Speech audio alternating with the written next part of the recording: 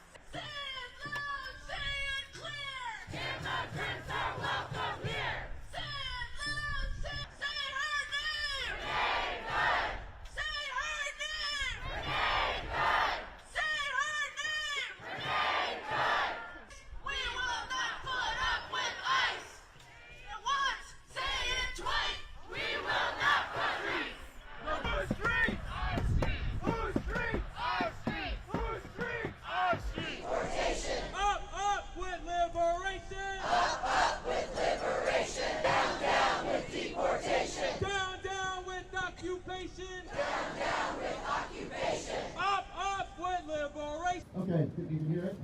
Yeah. Okay, I'm using...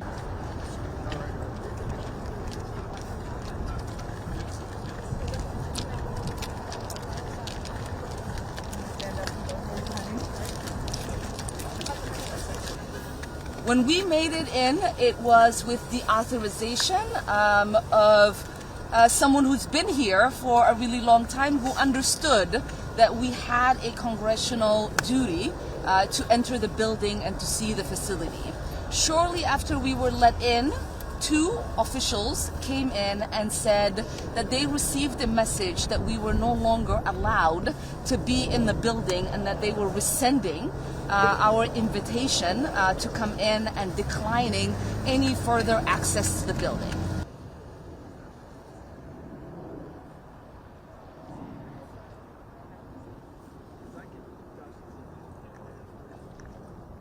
What happened today is a blatant attempt to obstruct members of Congress from doing their oversight duties. When we appropriate funds as members of Congress, we are expected by the public to do oversight because the public requires their money be used with transparency and accountability. And what happened today is ICE agents deciding that we were no longer allowed to fulfill our constitutional duties. I will turn it.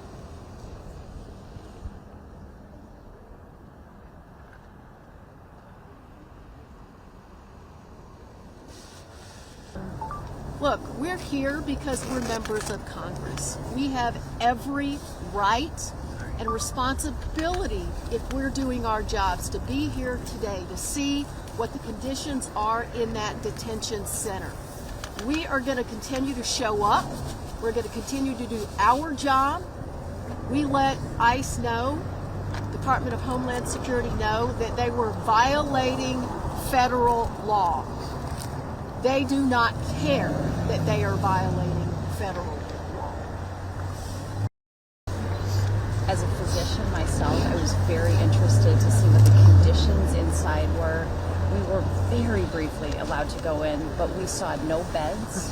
We saw a lot of young men sitting with their heads in their hands. We were not allowed to speak to any of them. I have privacy forms that I was ready to hand out to constituents. We are better than this. This is not what our great American project should be about. Well, this is just one more example of this administration and Kristi Noem violating the law. This is an out-of-control Trump's ICE.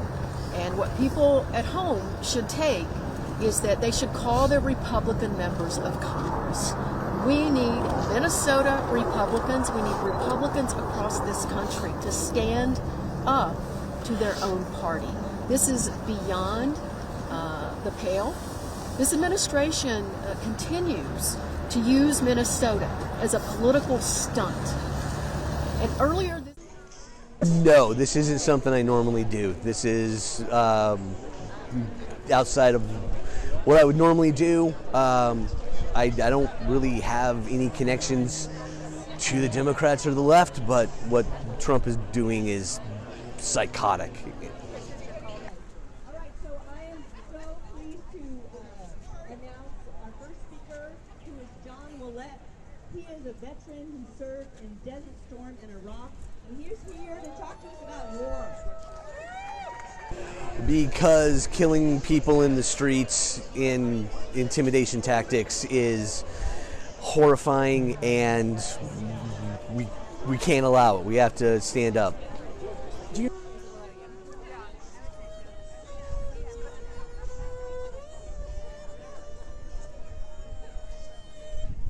Of course, the assumption is that this Justice Department is going to whitewash that case, absolve an officer of poor conduct at worst, at best. Both need to be impeached. Both need to be defunded and abolished. And then go reverted back to inspecting packages coming in and from. What can protests like this do to? I hope get people concerned.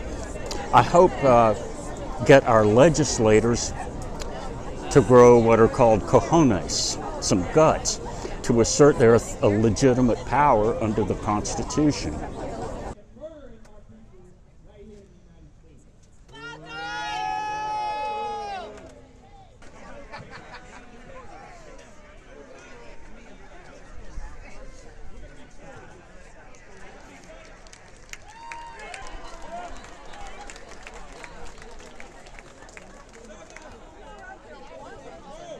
Those are all lies. If you look at their policy against both Americans and their international policies, they follow the exact tenets and playbook of all fascist governments that we have seen in the 20th century.